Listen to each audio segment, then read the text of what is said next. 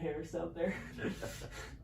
Hello and welcome back to another episode of Let's Chat. Today I'm here in the Commonwealth Journal headquarters, joined today by the editor himself, Mr. Steve Cornelius. Thank you very much for having me today, sir. Pleasure to be here. Yes, sir. Well, I mean, you work here, so Yeah, I hope yeah, it's a pleasure. Yeah. Glad to invite you here, and I'm glad to be on your show and thank you. And talk a little bit. I assume it's fair to say you've been in this game for a while, right?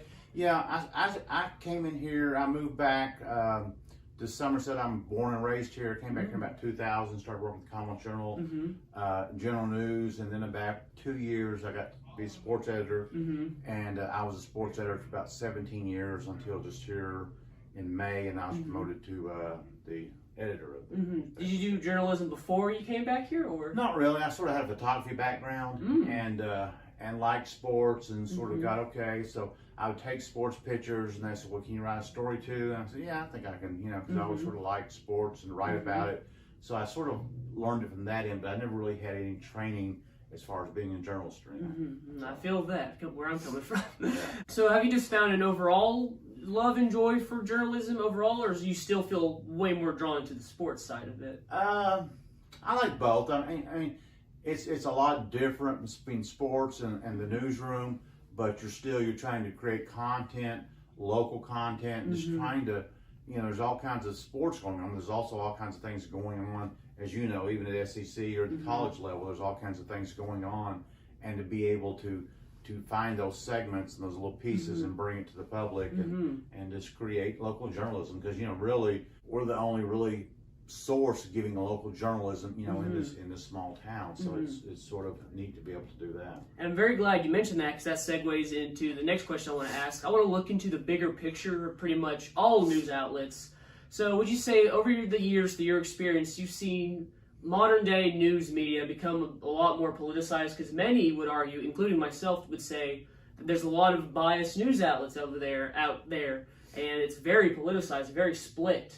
Yeah, I mean, from the national level, because you got the two, the CNN and the Fox, and I think they sort of learned, because, and I don't know, I can't speak for them, but I think financially they thought, okay, if we just cater this to tell people what they want to hear, because you've got one side or the other. If you try to be down the middle, then you're going to make half matter, the other half mad. So maybe they're just trying to combine. I don't know, but yeah, it is politicized, and I think now you've got all these branched off of different networks, and they all have sort of different opinions. Now, of course, we try to be down the middle, but truth be known, we're in a highly Republican area, so we don't try to be Republican, but all your officials and everybody you talk to on a daily basis are Republicans, so sometimes we sort of get accused of, well, you're always just representing Republicans, but they're just so prominent as far as the office and everything. Oh no, I definitely see that. I even see that with religion, even, because I remember I wrote a piece for you all at the coffee shop just down there,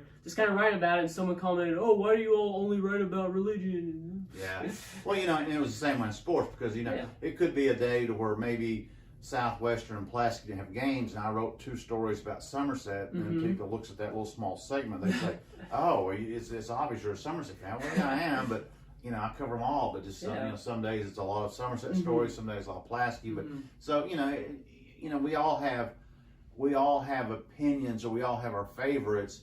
And then if you look at something, and say like Pete Rose is my favorite baseball player, say for example, and then somebody's saying something bad about him, then I say, well, I don't like that station because they're talking bad about Pete Rose, and sometimes people get in that sort of a mindset, I guess, So, and we get in that too, because maybe we're talking about too many Republicans, or talking about the religion things. So it's anything you talk about, then somebody says, well, that's all they do is they write about Republicans. So it is tough. That's the toughest challenge even in sports, but that's the toughest challenge in newspapers, is trying to be fair on both sides. Oh no, definitely. I think news and journalism is a thing that needs to be taken with a lot of open-mindedness. For instance, like we had this Pride event that was in downtown here just a while ago, and that was covered, and I heard there was kind of a bit of backlash from that being just written about. Yeah, well, one of the things too is a lot of times, we put everything on social media, and social media is like sometimes, you get more negative comments about stuff, because if they don't like it, then they're going to say, why are they covering that, or why are they doing that?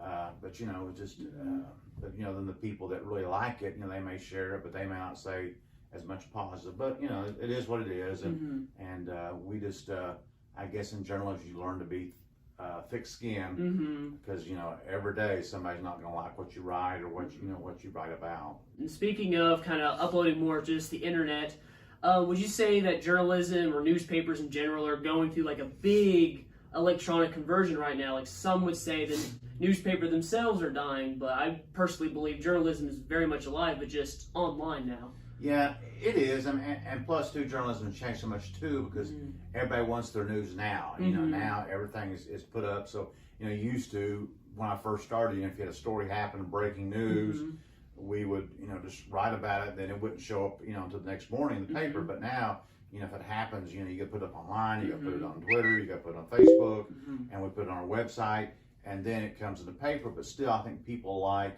the fact that they can hold the paper and look at it, and so I think the younger generation likes all the digital and the media, but then maybe the older population, they like more of the newspaper print. So we sort of offer both. But yeah, it's been a big challenge, even the time I've been here, since 2000 to now, and that's like 22 years. It's just changed so much, so as far as that. And our subscription rate is not what it used to be, but we're doing a lot more digital, and a lot of people are wanting to. Even our paper is online, so sometimes people like to sort of read the paper on digital version, as opposed to print version. So there's 2 or 3 different mediums we're dealing with now instead of just the print version. Oh yeah, now you're just looking at click rates now. Yeah. So now I want to bring it back a lot more simple. Final question here. If you could just write about anything in the world, you don't have to worry about offending anybody, like money, cost, circumstances aren't a factor, just anything you wanted to, column, article, whatever, what would it be? I always like just to write about the common person, because everybody, I feel like, has a story out there. Yeah. Whether you're a janitor at a factory or you're the CEO of a big company, they all have a story, and I think every story is important. And it's always amazed me when you talk to people, and whether they served in the service or they had some kind of tragedy in life and came through it. It's amazing how sometimes you hear stories or find out about people just through doing a feature on them or story on them. And some of my favorite stories have been just stories about everyday people that they just had an amazing story. And, so a lot of times we write about the people that are in office and the same people, but then every now and then we get to write about, especially when we do the magazine stories, we get to write about people that are in the community, and just, they all have amazing stories. And to me, that's the funnest ones to write, is finding out people that you didn't know about and being able to share that and communicate that to the people out there, that, hey, this person he's had a great life, and has done some amazing things, but he may not be a CEO, but still, it's amazing stories. Oh no, definitely, and I don't think we can top it there for this episode. So with that said, I think that wraps it about up for us, Mr. Cornelius. Thank you for everything.